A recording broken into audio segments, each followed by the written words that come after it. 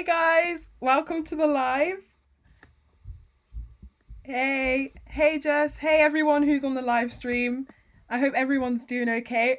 Right guys, welcome back to my channel. This is the first live that I've ever actually done, and I'm joined by Rosie, who is a graduate of Oxford Uni. If you want to introduce yourself quickly. Oh, I can hear myself. Let's just turn that down. I am a graduate from Oxford. I am wearing the t-shirt. Oh, you came wearing the I did t-shirt. archaeology. Yes, I did. Specifically for the live, I wasn't wearing this before. I did archaeology and anthropology at St Peter's College, and I'm starting a master's in September at Cranfield University. Cool. And a question that we've just got sent in is, will this be saved? So yeah, this is going to be saved on my channel, so it will be accessible to anyone who wants to watch this later, or if anyone needs to rush off or anything. So yeah, keep sending in your questions for Rosie. For me, they can be about life as a state school educated student, or life as a working class student, or anything about anthropology or medicine. So So I reached out to a load of you guys on Instagram, and I asked you guys to send me questions through. But if there are questions that come through on YouTube, I'll prioritize them because you guys are here, and then I'll go to the Instagram ones if we run out. So the first question that we have is sent in by, I don't want to mispronounce the name, Jada Sola. And she asks, how many people come from normal state schools, not the ones that might as well be private? So Rosie, do you want to start? They actually do release the access statistics every year. Mm-hmm. So you have to dig a little bit deeper in order to separate grammar school from comprehensive school. But the fact they are out there on the internet, and they are out there for free. So you can find that out. I genuinely don't know off the top of my head, if I'm being honest. But I know it is about 50-50, which, you know, is clearly disproportionate, mm-hmm. considering the amount of schools that are private compared to state in the UK. And that also is made up by a lot of international students, mm-hmm. who don't tend to count in the state versus private. So it's a tricky one. But if you know how to separate it out like that, then you can access the statistics online. Yeah. Exactly as Rosie said, each year they publish a diversity kind of report, and it's like so many pages long, but super easy to find out the information that you want to find out. Sorry that the light's like on my nose. But they publish statistics about the proportion of state school comp to grammar school to private school, and similarly they also release statistics for ethnicity, disability. So that's all on there. Hopefully I remember, and I'll put it in the link in the description bar below. But yeah, exactly as Rosie said, the number isn't as proportional as it should be. And although there are still a lot of state school kids at Oxford and Cambridge, it's not representative of the amount of schools like in the country as a whole. Okay, right. Do we have any more questions? Right, okay. I'm putting another one on the screen, and this was sent in by Yukti. And they ask, would it affect your application if you moved to a different sixth form after your GCSEs? Rosie, go for it. No. Most people do that. I think a lot of schools, it's common to not have a sixth form or college attached to your school than it is to go all the way through 7 years in one place. My sixth form was only there, my year was the first year, so otherwise I wouldn't have had the option, so it's not going to affect you. If you mean going from private to state, I think Unique looks at where you did your GCSEs as well as where you are now. And if you've gone from a state to a private, mm-hmm. Unique also looks at that. So only if you're applying to these access initiatives, because they're looking for people not strictly just from a working class background, but also people who don't have the school's help as well. So if you've moved to a private school or grammar school for sixth form, that might change that. But mm-hmm. actually applying, no. Exactly. Rosie's just like saying everything, and I'm just being like, yep, Yeah, nodding my head. But yeah, exactly as Rosie said, they look at like where you sat the exam. So if you did your GCSEs at a state school, then they'll contextualize it based on that. And if you did your A levels at a different school or grammar school, then they'll contextualize that based off that. And the only reason why they contextualize it is because obviously the educational standards will be different across different types of schools. So if a candidate got, say, all A stars for GCSE, but then they went to a grammar school or a private school where it was normal to get all A stars, then that may not compare to another candidate who got, say, 7 A stars instead of all A stars, but went to a state school where that wasn't normal. So that's how they kind of take that into consideration. So I hope that's answered your question. Let's go on to the next one. Oh my gosh, there's so many that are popping up. Oh, okay, right. Daljit, I hope that's how you pronounce it, has just asked, how are you both? That's such a nice question. Well, I'm good. What have you been up to today? How are you? I've literally just been packing. That is it. Oh, fun. Because I'm going down south for a bit, but that's all I've been doing today. Packing for Nothing me is like productive. Sorry.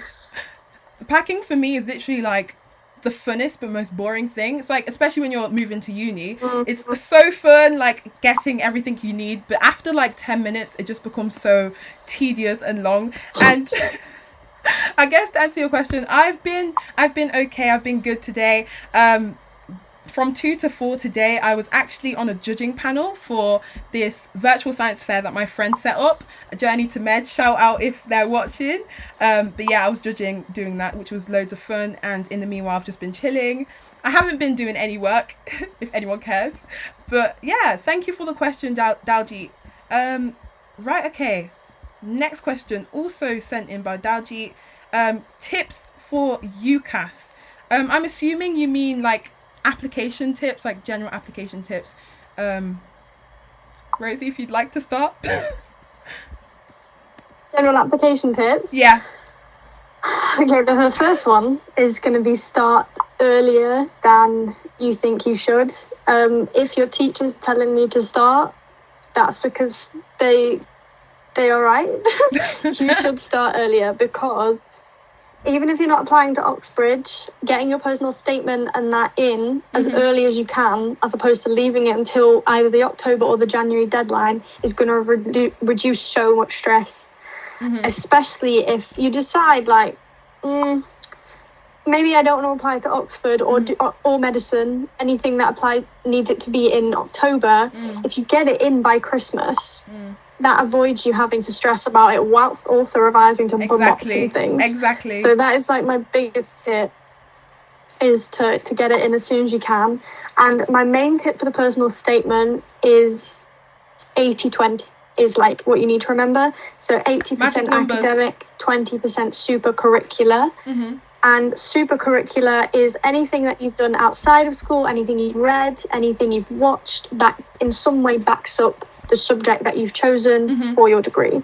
So not like Duke of Edinburgh. I mean, it could be on there if you back out for your degree, like say you did first aid for medicine or geography and map reading, but you can't just say, I did Duke of Edinburgh. You have to basically no empty statements. Turn it into a super curricular if it's not explicitly one, is what I would suggest. Yes. Kind of echoing on from what Rosie said about kind of giving yourself enough time for the application process, particularly if you're applying for Oxbridge or medicine. The deadlines are early, and you'll usually have interviews to think about after the application deadline. So what I can say is that if you someone's ringing me. My friend decided to ring me. If you're watching this, Marie just interrupted my live stream. But yeah, give yourself enough time to apply for it, because if you kind of look at the whole application as a whole, it can seem really overwhelming. You've got your personal statement to think about, you've got picking universities to think about, you've got interviews, reference. It can seem quite a lot. So if you take it bit by bit, step by step, then I can break it down. It seems less overwhelming. And in terms of your personal statement, echoing on from what Rosie said, again, try to show, don't tell. Particularly for medicine personal statements, it's so important that you reflect on what you do. So if you've done 20 work experience, you've flown to New Zealand to watch the craziest heart operation, yet you're not able to show the admissions tutors why that was important and why that links into why you want to apply for medicine, then essentially you may not have wrote it. It's so important that we reflect, and I guess that can be generalized for probably the other disciplines and other degrees. What else for UCAS? In terms of actually submitting your personal statement as well, I submitted mine a good 2 weeks before the deadline, because you're able, as far as I'm aware, you're able to actually modify your application. I'm not sure if you're able to modify your personal statement, but you're able to modify it up until the deadline. So say you submit your application 2 months in advance. That's crazy. If you do that, hats off to you. But then a month down the line, you realize that you didn't want to apply to Oxford. Instead, you wanted to apply to Cambridge, or you wanted to apply to another university. You're still able to modify it. So giving yourself that leeway is really helpful and important. Hopefully that answered your question. On screen, I've put Rosie's comment about how after this video, you can go on to watch her video on her channel, Rosie Crawford, about her full experiences. And she also has a video about the video is about her state school experiences at Oxford. So definitely check that out. I'll put it in the link in the description. Okay, next question. There's so many that are coming in. Next question comes from Elise, and she asks, did you ever feel marginalized because you came from a state school / working class background? I wouldn't say I felt explicitly marginalized, but I definitely felt overwhelmed at times, and quite often that I was sort of beginning a race when other people were already halfway through it. So true. More like that sort of, oh, they know what all these words are, I've never heard of them, or okay, they've been debating for 7 years and this is the first time I've ever had to properly out loud defend my argument, or even putting hands up in lectures. Like it's something at state school you really warned against doing because, you know, there's like 30 other people in the room and they're all glaring at you and they're calling you a nerd if you put your hand up and stuff, whereas when you actually get to uni, particularly, I mean, my experience is Oxford, so that's all I can talk about, but people who have been to like these big public schools have been encouraged to do that because that's how you learn. And you just notice these things and you notice the differences that you wouldn't necessarily have realised was something you'd missed out on in any way before, as opposed to actually being kind of put in a corner like, haha, you didn't go to private school. Like, that's not what it's like at all, or at least not my experience of what it's like. It's more the kind of covert things that you notice. For sure, exactly as Rosie said, I don't think I can only speak from my own experiences that I've explicitly felt marginalized because I came from a state school background. Like when I look back at my first year experiences, all I can think about are like the positive sides and kind of how everyone was just so friendly, not only in my college, but like everyone I met. And I don't think like it's one of those things where as soon as someone finds out like your state school background, you're from a state school, they'll start treating you differently. I think as Rosie said, it's more of a covert thing in the sense that there are just small kind of nuances, small things that remind you that you come from a state school background. For example, in my first term, this is like Freshers Week. We actually have really cool events where we have formal dinners. We have dinners with like speakers, like worldwidely acclaimed scientists and researchers, which is amazing, really, really cool. But coming from a school where I never really was put in that situation where I had to speak to someone, kind of like have intellectual discussion on the dinner table, and being thrown into that situation in my first week where I was essentially having a formal with my tutor who is like a top world-class researcher in his field, felt quite intimidating. And I feel as though people from like private schools or grammar schools, they get taught to deal with those sort of circumstances from early on. For example, I was speaking to one of my friends who came from a state school and moved to private school for sixth form, and he explained how he saw the stark difference in how they were taught about etiquette, how they were taught about how to eat, like anyways, I'm going off on a tangent, but he was explaining how when he moved to private school, it essentially felt like he was being like trained to go to Oxford, Cambridge, or other traditional places from literally the get-go. So I guess it's just small things like that can make you feel uncomfortable at times, but in no shape or form did that characterize my whole experience. Like, it didn't make it negative. It just kind of reminded me that I come from state school. Yeah, Rosie, do you have anything to add, or should we go on to the next question? Like, particularly with the tutors, it's weird. But very cool, because you can discuss really interesting topics that we've never properly discussed before, and you're doing it in, I guess eating is about as comfortable as talking to your professors could get. So it's less formal, isn't it? So it was a nice introduction, but also a shock because it was very new. But I don't think it was a bad shock. Yeah, 100% agree. I'm just scrolling through the questions. There are so many that are being sent in. I wish we could answer them all in this video, but I'm going to try and pick the ones that kind of relate to the topic, and hopefully we'll have enough time to go over any extra ones. So, okay, right. Elisa has sent a question in, and hers is about, I'm looking into applying for Target Oxbridge, and I just wanted to know if it's useful. So for anyone who doesn't know about what Target Oxbridge is, it's an initiative that has been set up for prospective students from African Caribbean backgrounds who are interested in applying to Oxford and Cambridge, hence the name Target Oxbridge, and it is completely free. It's about access and widening participation, and I personally, I didn't know about Target Oxbridge, so when I was applying, I didn't like go through Target Oxbridge, but a lot of my friends in the ACS in first year, they went through Target Oxbridge, and they said that it completely changed kind of their experiences, in the sense that you get set up with a mentor who is currently studying or kind of is an ex-student at that university, and they kind of give you that one-to-one personalized advice, guiding you through your application process. And I mean, like, it's for free, so like, why not? And I've heard like a lot of kind of positive reviews about Target Oxbridge and how it's like changed their experiences.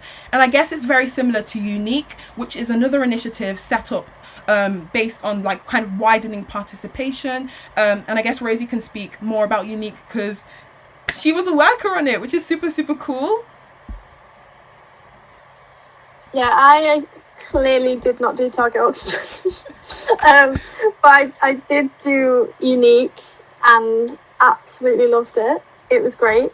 It was like a nice step up, a halfway house sort of to Oxford from my background.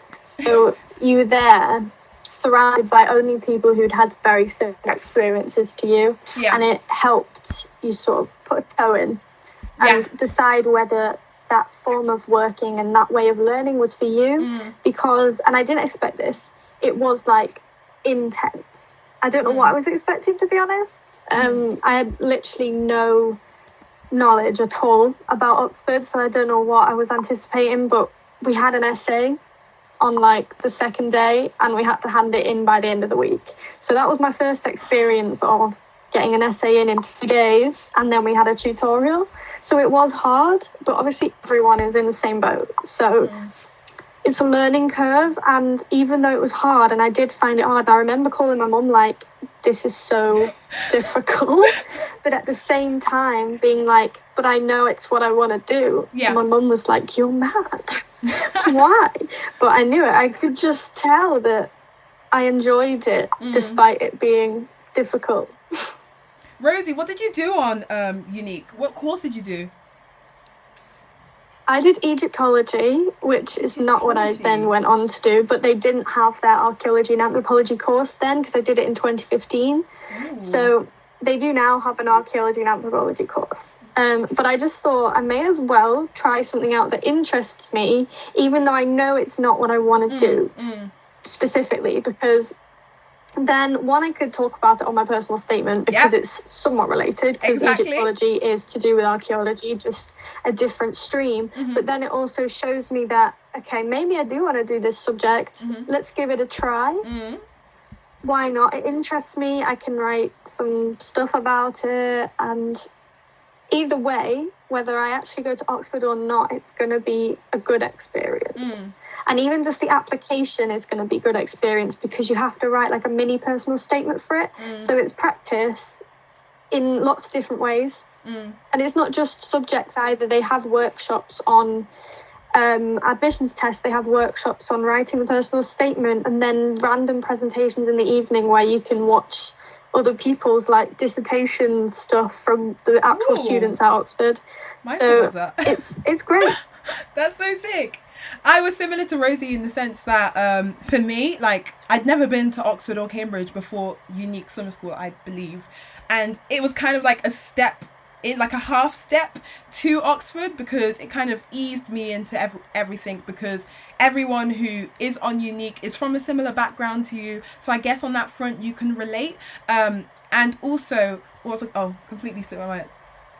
It kind of made the thought of applying to Oxford accessible, because before then, Oxford and Cambridge were just things that like my parents were talking about, or things that you heard on the news, but it never seemed quite like accessible, if that makes sense, for me or someone from my background, because I came from a school who which didn't really have that best of an Oxford-Cambridge kind of progression rate. So when I went to Unique, I realized that, oh crap, like this is a real place, and it's not that scary. Like, I can actually see myself studying here and applying here, and the people were great. And I mean, I did chemistry on my Unique course, which I didn't really enjoy as much as I thought I would.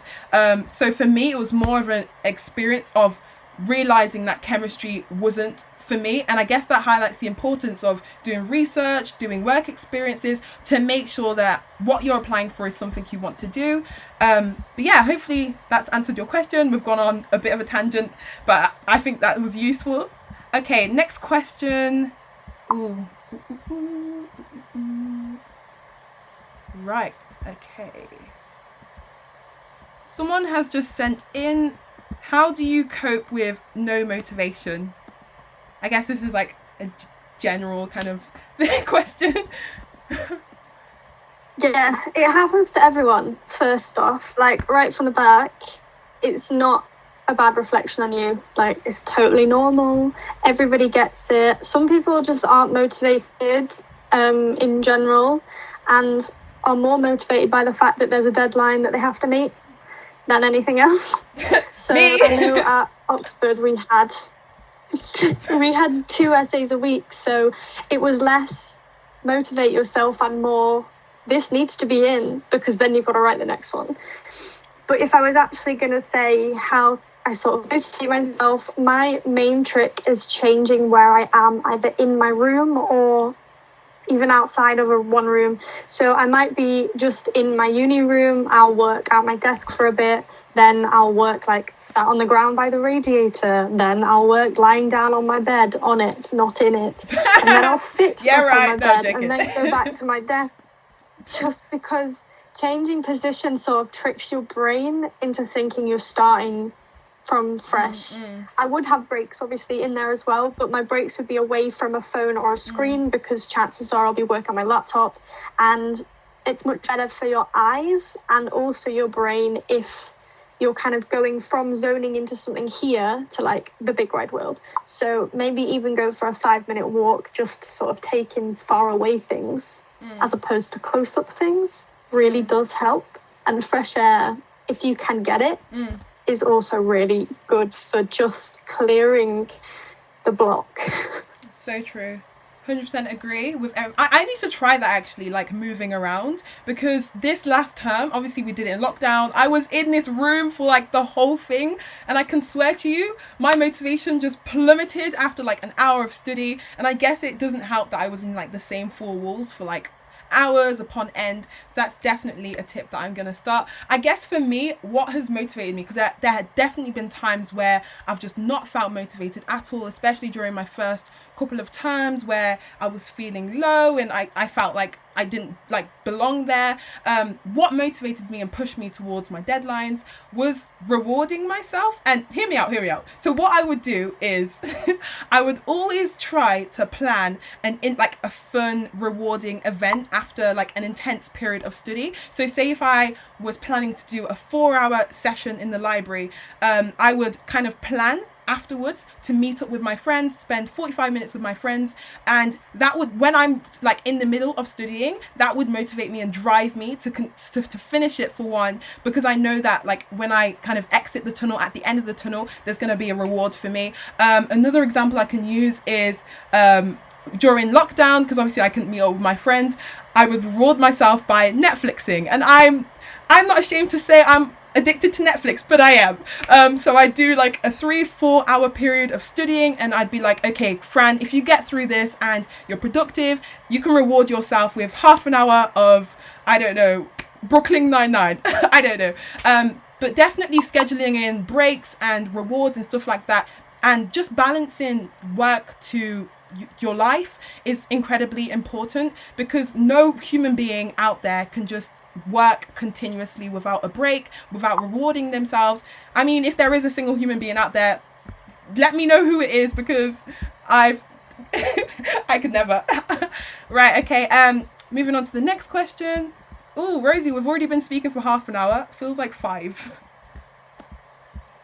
No, it's about 5 minutes. Literally. Okay, right. Why can I not find any more questions? I actually think this one really is. So someone asked, does it become easier from A-levels to uni? And I know that like every teacher at A-level was like, it's just going to get easier after this. And I'm not going to lie, it didn't. Maybe if you went to a different uni, again, I can't speak for any other uni because I haven't experienced that. But from my experience, it was another step up. Like, it was not easier. So, no. For sure.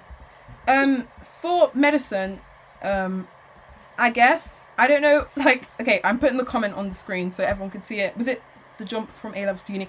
For A-levels, I thought, like, that was the peak of stress, because I did A-level biology, chemistry and maths, and I guess the most stressful bit was the exams, because all the science exams are squished together at the end of like the exam season. So there was 1 week where I had 4 exams, Tuesday, Wednesday, Thursday, Friday.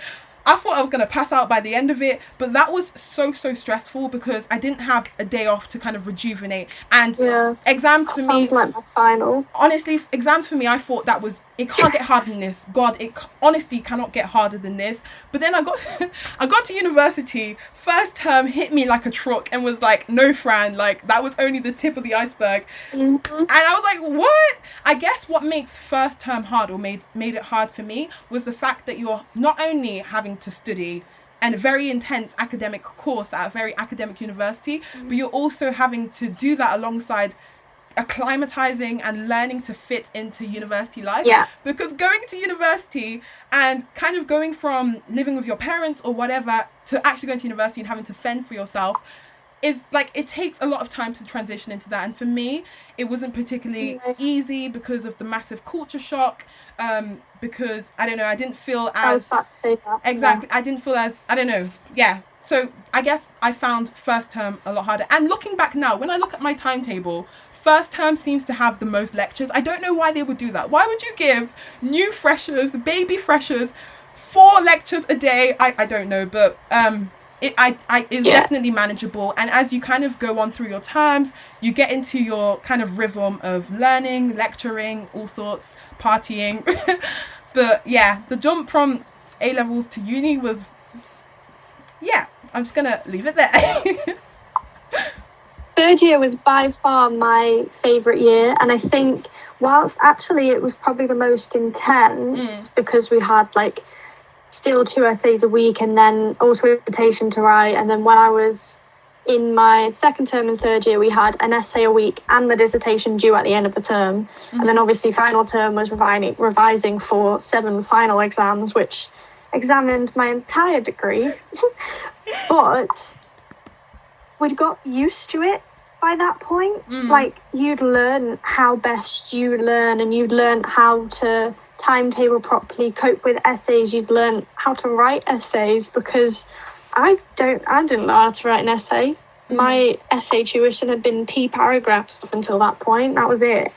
So, like, it's honestly, that sort of thing. In first year, you probably will struggle because it's hard, and just adapting to uni in general is difficult. And then you put someone in an institution that's been hyped up for 1,000 years, you're going to feel like a tiny fish. A teeny tiny little tadpole.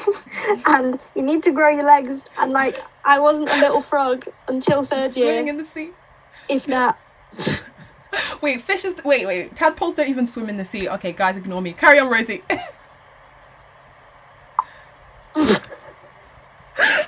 Yeah, tadpoles aren't even fish, so I'm not sure why I use that analogy. Okay, I didn't do ecology or biology, animal biology. Thank God I didn't do that. Carry on with what you were saying. Sorry about that. I think I finished, actually. Fair enough. Okay, right. Okay, next question. Sorry, guys. I'm like randomly scrolling through the questions because they keep coming up. Right. This one was by Aksan, and they ask, what is meant by disadvantaged background? Because I come from a state selective. Does that count? Ooh. So, Rosie, do you know much about like what technically classes as a disadvantaged background? I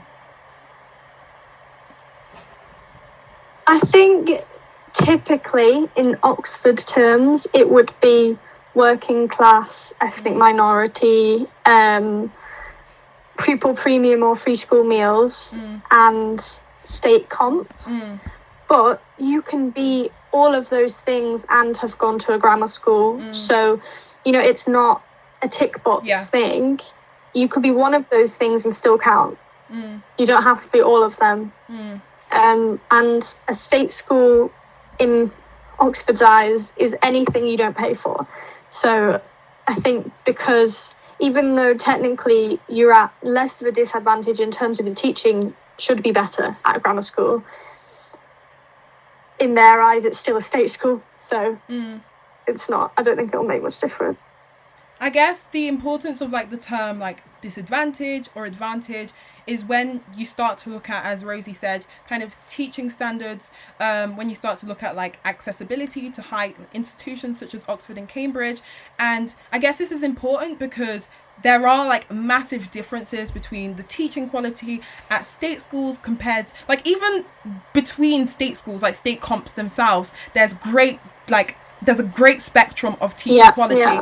And it's so important that we take that into consideration, because if you have a really strong applicant who just happened to have came from a background where they went to a state school, and because, you know, their teachers didn't know much about the Oxbridge application process, the teachers say that their personal statement is amazing, whereas an Oxbridge tutor would look at it and say, you know, like, you haven't done this, you haven't done this, you haven't done this. That student, because they did not have access to the information they needed to make a strong application, they're going to go on to apply, they may get rejected before interview or post interview. Whereas if you place that student, literally picked up that student, placed them in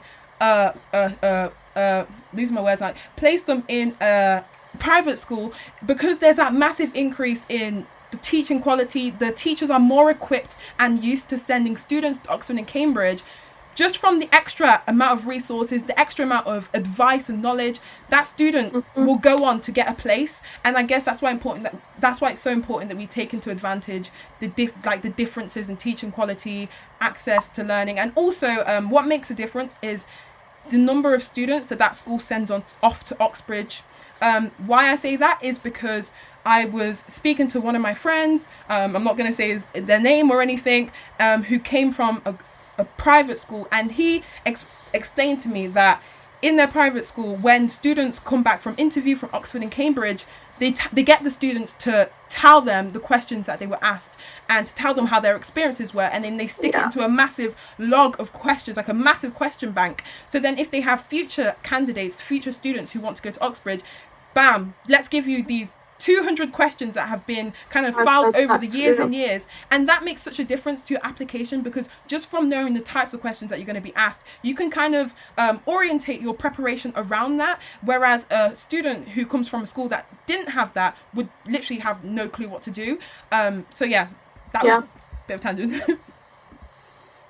When I was preparing for my interview, I actually went to the local private school to have a mock interview. I think my firm got in contact because he basically said, look, I don't have a clue what Oxford interviews are. I don't know what happens. I don't know what they ask. I don't know how it works. Would you be willing to spend half an hour with one of our students? And apparently they have a budget for that, because it counts as like community work, because technically they are charities, so private schools, so they do have to do an amount of work with the local community. So if that is something you're interested in, I would speak to your head of sixth form, or just email them their department that you're going to interview with directly, because chances are they'll know more about it. I know both of these teachers, completely by chance, the ones that my head of sixth form got in contact with, went to Oxford. They taught classics and biology, so for someone doing archaeology, it was a good mix of people for me to interview with. But again, that was a complete by chance that these random teachers both went to Oxford at the private school. So that's a difference as well, in actually having teachers who've been through it themselves.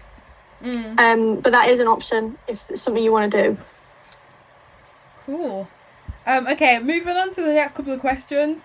I've put them both on screen. The first one's by Elisa, and she asks, do some colleges offer financial support in comparison to others? Yes. Rosie's like, yes, they do. Yes. Yeah, I had no idea about this before I started, and it's one of the things that I've spoken up about quite a lot, both to the uni and on my channel, is check it out, guys. If you don't know about Oxford and you don't know about the colleges, how are you supposed to know which college can help you most? Whereas the people who have had siblings or other family members, friends, teachers even, who've been to these colleges, they'll know where they can get the most for their money. So I'm just going to give you a little insight now. St John's have a lot of money. They have cheaper accommodation because they can subsidise it. They have travel grants and also a £400 bursary for every student every year to buy books, or I'm pretty sure it's every year, yeah. I might be wrong, but I'm sure the student told me it was every year. That's crazy. So that they could get new books for the year, their textbooks and stuff. Magdalen has a big travel grant. It's over £1,000. You can only use it though if it's for your degree, but most colleges don't have that much money. These are just ones that I know do archaeology, which is why I know sort of what's been offered. St Peter's does not have a huge amount of money. I was given £500 for field work, even after I finished. So this was after third year. I'd finished there and I'd still asked for it, and I was given £500. But again, you have to submit an application and say why you need it. They do have a good hardship fund at St Peter's, which they don't advertise. So here's me advertising it. They have money for you if you need it. You just have to go and talk to the finance officer about why it's important for you, why it will help your experience, basically. And then you have to submit a bank statement so they can see you're not just spending money on everything and anything, and that's why you're broke. Because that would be problematic. But yeah, every college has a different amount of these funds. There are central university funds as well, like the Franxstudies scholarship, which is a new one that's starting this year, and also the travel supplements. So this is a brand new one as well. So if you live within two different radiuses of Oxford, one gets a certain amount of money, another gets, I think it's even twice the amount.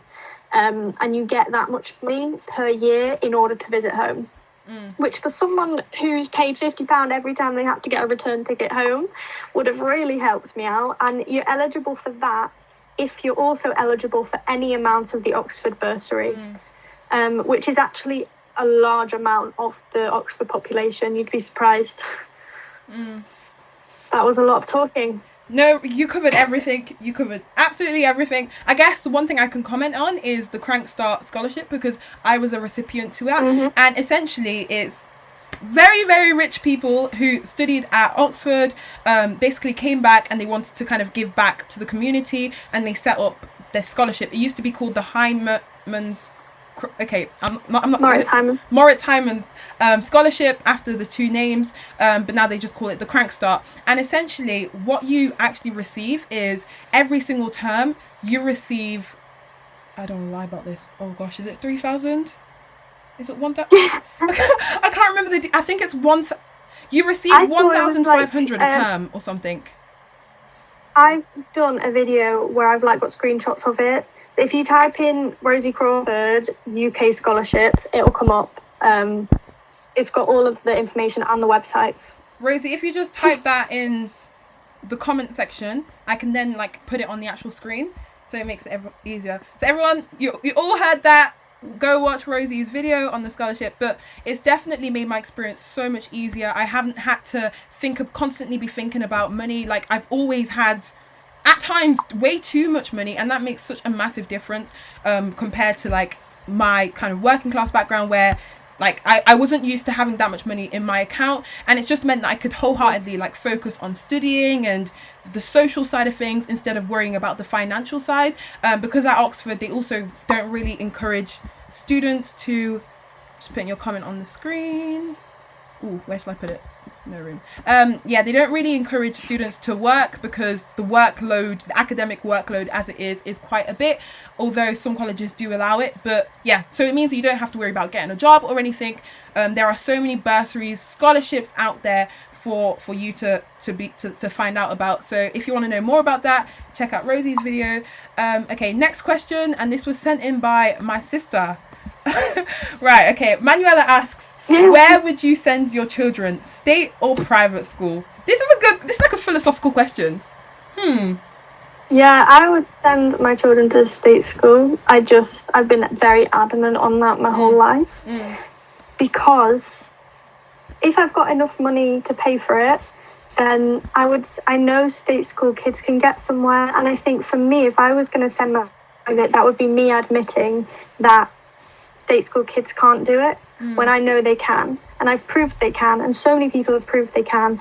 And yes, if I've got the funds, I'd rather spend that on facilitating extracurricular things and music lessons, because I've never had music lessons. We could never afford that. Language lessons, because I've always wanted to properly learn another language, as opposed to say, a private school where they maybe won't experience as much diversity as I got to, and as I would like them to, in terms of money as well as background, race, religion.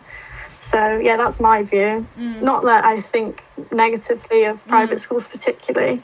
Yeah, I think it's really important to disclaim, just as Rosie said, that us saying that we'd send our children to state schools or grammar schools over private schools is not saying that private schools are bad or anything. Inherently, private schools are not bad. If you have the opportunity to have that amazing kind of teaching, those resources, then go for it. I guess the problem stands with the great differences in the educational qualities between different types of schools, and kind of the government's lack of response towards making sure that we kind of equalize or level the playing field in terms of that. But I personally, what would I do?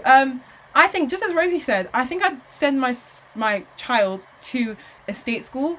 Obviously, I'd want my child to have as best of teaching quality as possible. But I definitely think there are state schools out there which have amazing teachers, amazing teaching quality. Brampton Manor, for example, I think that's a state selective school, but Brampton Manor, incredible school in East London, I believe. But yeah, I think state schools naturally have a lot more diversity, and being surrounded by people from different walks of life is so important, because you not only do you learn to kind of acclimatize and get used to different cultures, but I guess it kind of, I don't know, you just learn so much more from being surrounded by those big amounts of differences. But yeah, I definitely want my child to have a good level of teaching, a good quality of teaching, but I think that can be found in state schools. Cool, Manuela, I've answered your question. I hope you're happy. She's been bugging me the whole time. Right, okay, next comment. Let me put that on the screen. Okay. Would you say Oxford? Okay, right. Next question's from Olivia. Would you say Oxford or Cambridge is more diverse? Did lots of your friends from Unique get in? Oh, this is making me so upset. Thinking of Unique and like friends I made there. Do you know what? I don't know many that actually did. And that's not necessarily because they didn't get in, that's because they chose to go elsewhere. But in terms of diversity, I'm just going to talk about being Northern and state school. There wasn't many people at all, and I think...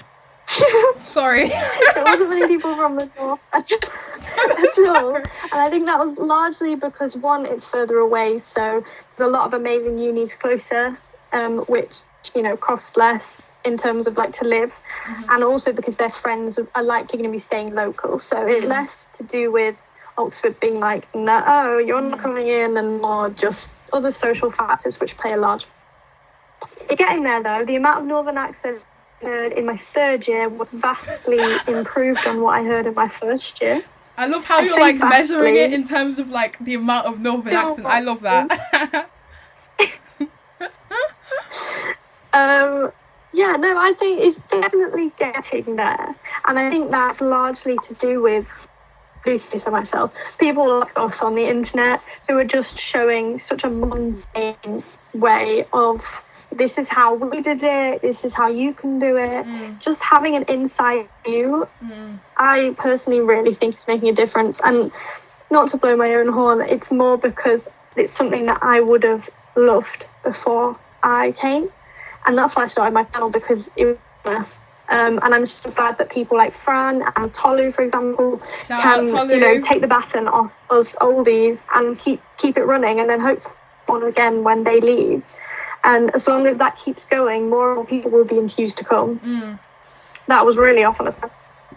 For sure, no, 100% agree. I guess speaking from my own experience, one of the main kind of drivers for me to think about Oxford and Cambridge were YouTubers. You, Rosie, I used to be a fan of your channel before I even like thought to apply to uni. The one video I remember is the one that you created about the different colleges, and you green screened yourself, and I was like, oh, this girl's crazy, like so cool. Oh my gosh. I was a fan from day one. That video is unlisted now because why? It earned me... No. Well, it was awful. It wasn't even bad. Okay, considering when you made it and like technology like back then. Oh no, I'm making you sound old. You're not old, but okay, I'm digging a hole for myself. But like, it was a really good video, and it was really informative, and it was funny. Oh, put it back up.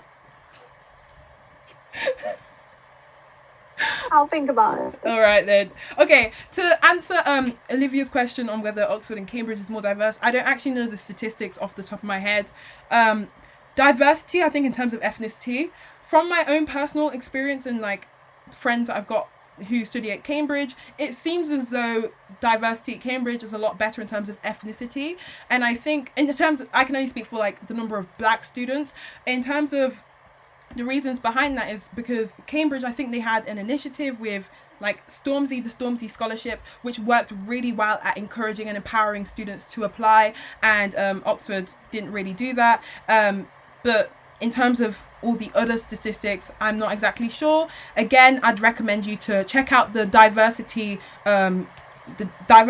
report that are released every single year. Both Oxford and Cambridge do that, I imagine.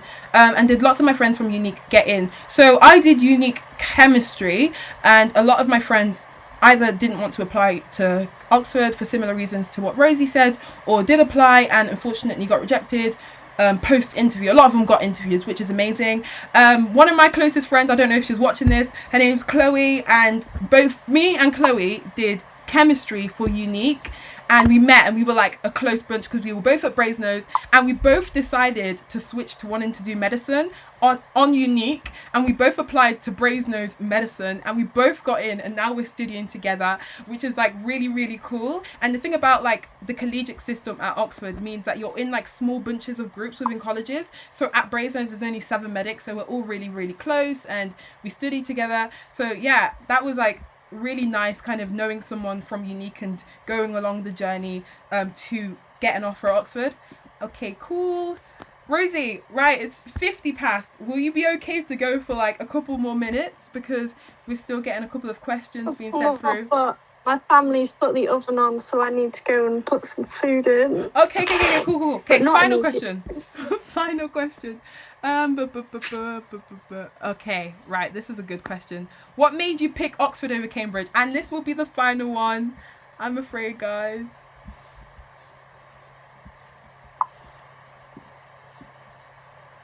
Oh, me. Yeah. I was like, wait, where's Rosie gone? Where's she gone? I picked Oxford purely because, I mean, Oxford for me off the bat was not like a lifelong dream, praying to Oxford kind of thing. It was more of I was scrolling through who did my course because I knew I wanted to do archaeology and anthropology. I was looking at Manchester because it's local, and would therefore I'd be able to live at home for free. So then it appeared on my Google page, and I remember both myself and my mum laughing. But then when I got my GCSE results, I thought, you know what, perhaps this is an option. Then we thought, why not check Cambridge if they do the same course? So I went on the website. They did do the course, but it had higher grades, so it was A-star AA instead of AAA. And genuinely, I just got a bad vibe. And I don't know if there is a bad vibe in any way. To me, the website just didn't feel off the bat as welcoming. I can't explain it. I cannot. I'm sorry explain to it. laugh. That's just so funny. The website gave me bad vibes. My first impression was, I don't think I belong here as much as weird. But yeah, literally off the website. I didn't go to Cambridge ever until I went to visit a friend like 2 years ago. How did you find that? It. Just complete whim. Fair enough. I guess my reason for why I picked Oxford over Cambridge is I went to summer schools at both Oxford and Cambridge. Unique at Oxford, and at Cambridge it was like a residential for medicine and biology at Trinity College.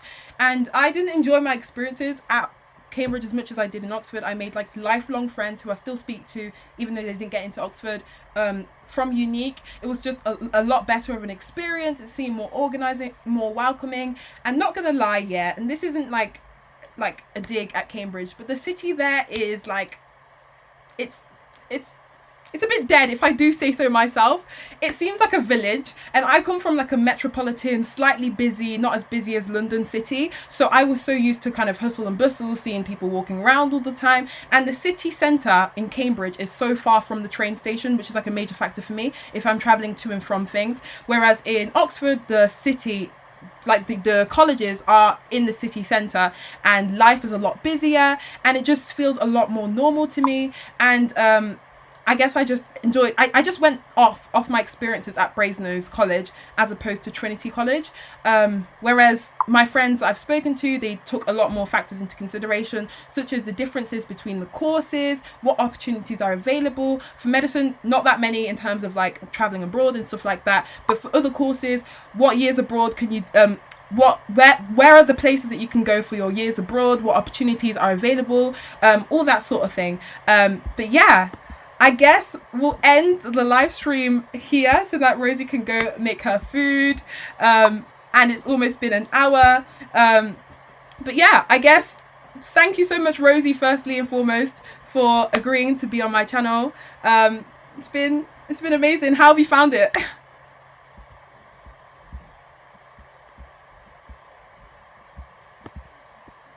Is she gone? Rosie, I can't hear you. Oh, I'm muted. That's my fault.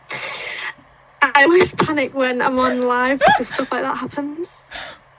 and it's embarrassing. But when you're actually on FaceTime to someone else at the same time, it's less daunting. So I have enjoyed it. I think I'd only ever be live with another person. Yeah. I don't know. I don't know if I'd be confident enough to do a live by myself.